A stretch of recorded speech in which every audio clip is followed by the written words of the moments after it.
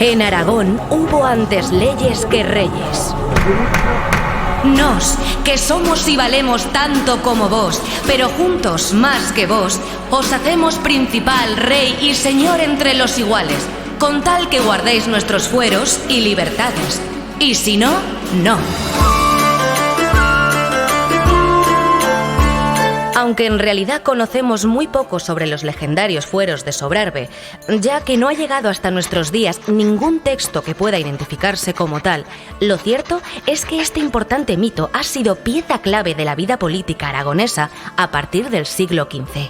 Fue en la edición de los Fueros de Aragón, impresa en 1552, cuando se incluye por primera vez en su prólogo una mención a los fueros de Sobrarbe como los antiguos fueros del Reino de Aragón.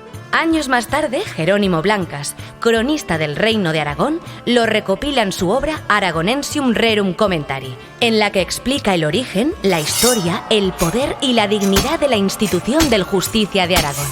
Desde entonces, esta expresión, antes leyes que reyes, se imprimió en todas las ediciones de los fueros ordenadas por la Diputación del Reino y en muchas otras obras. Un mito que ha llegado hasta nuestros días y que venía a decir, de forma muy resumida, que mientras se respetasen los fueros, todo iría bien.